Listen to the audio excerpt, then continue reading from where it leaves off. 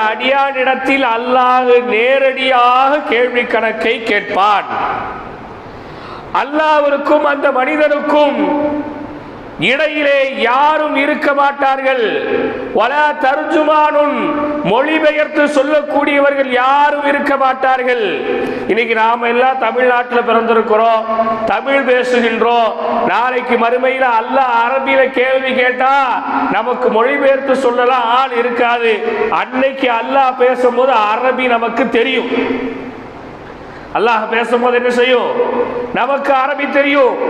நாம நினைப்போம், என்ன நம்ம அரபியை நம்ம உலகத்தில் படிக்கலையே, இதுவரைக்கும் நாம மதரசாவுக்கு போகலையே, குர்ஆனை எடுத்து வச்சு ஓதலையே.